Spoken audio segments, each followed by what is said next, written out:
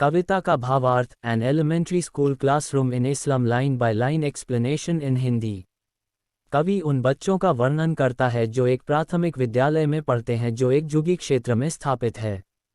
कवि कहता है कि बच्चों के चेहरे सुस्त और बिना किसी ऊर्जा के होते हैं। वे अपनी उम्र के अन्य बच्चों की तरह ऊर्जा से भरे नहीं हैं। इन बच्चों की तुलना अवांछित खरपतवार से की जाती है। यहाँ लेखक यह कहना चाहता है कि ये बच्चे अनचाहे खरपतवार की तरह अनचाहे लगते हैं जो खेतों में अपने आप उगते हैं। उनके बाल बड़े करीने से नहीं बनाए गए हैं। यह उनके फीके चेहरों पर गिरता है मानो वे फट गए हों। बच्चे अस्वस्थ हैं, उन्होंने अपने बालों को कंघी नहीं की है। फिर वह एक लंबी लड़की का वर्णन करता है जिसे गरीबी का बोझ लगता है। थकावट या शर्म के कारण उसका सिर झुक गया है। एक और लड़का है जो इतना कमजोर और पतला है कि उसकी तुलना कागज की शीट से की गई है। लड़के की आंखें लालच को दर्शाती हैं और वह सब कुछ हासिल करना चाहता है। फिर वह एक और छात्र का वर्णन करता है जो शारीरिक रूप से अक्षम है। कवि कहता है कि यह लड़का बदकिस्मत है क्योंकि उसे अपने पिता से एक बीमारी विरासत में मिली है जिसके कारण उसे विकृत शरीर मिला है।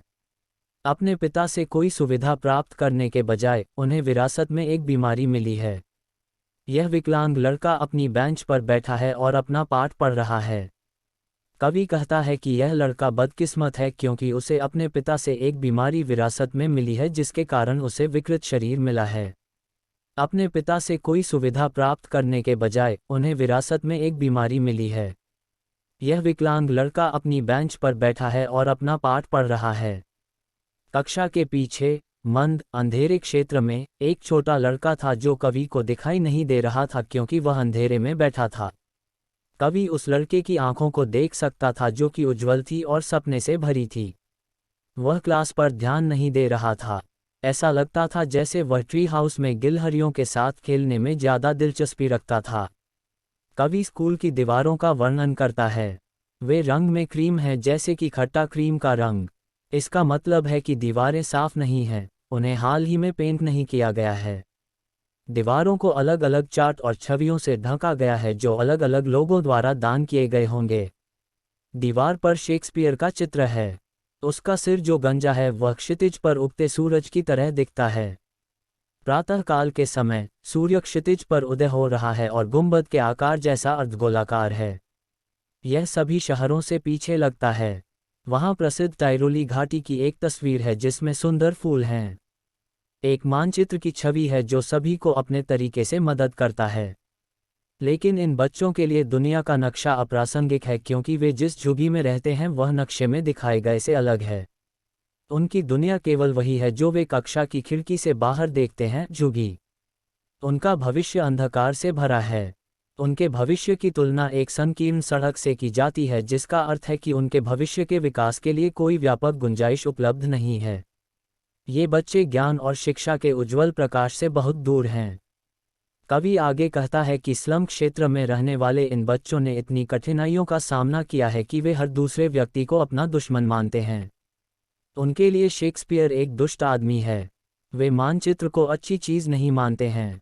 उन्हें कभी किसी के द्वारा पसंद या प्यार नहीं किया गया, इसलिए वे लगभग सभी से नफरत करते हैं।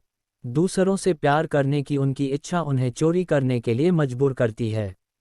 वे छोटे घरों में रहते हैं और उन्होंने इसे समायोजित करना शुरू कर दिया है। उनका जीवन एक अंतहीन रात की ओर जा रहा है। इसका मतलब है कि उनका भविष्य अंधकार से भरा है।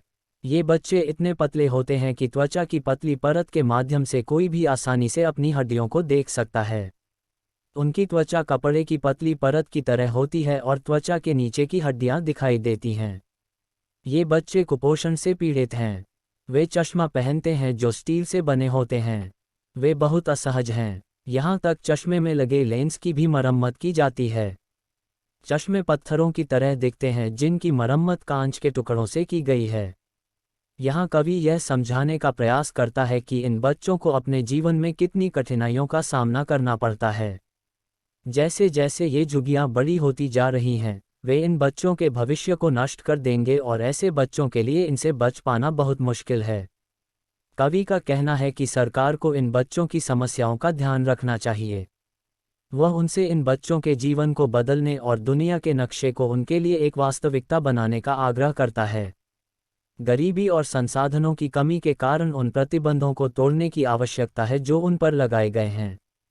वह चाहते हैं कि राज्यपाल और जनता इन बच्चों को उनके सपने देखने में मदद करें, चूंकि यह उन्हें कोहरे से दूर आकाश में ले जाएगा। कवि यहाँ कहना चाहते हैं कि इस तरह से बच्चों को उनके वर्तमान के अंधेरे से दूर उज्ज्वल भविष्य में ले जाया जा सकता है। वह चाहता है कि ये बच्चे रेत और प्रकृति की सुंदरता का अनुभव करें, क्योंकि इससे ज्ञान प्राप्त करने की इच्छा पैदा होगी। वे फिर सफ़ेद और हरे पत्तों से गुजरेंगे। यहाँ सफ़ेद पत्तियाँ किताबों को दर्शाती हैं और हरी पत्तियाँ प्रकृति को दर्शाती हैं। यह तब उन्हें सुधार देगा और वे अपने लिए एक उज्ज्वल भविष्य चित्रित कर सकेंगे।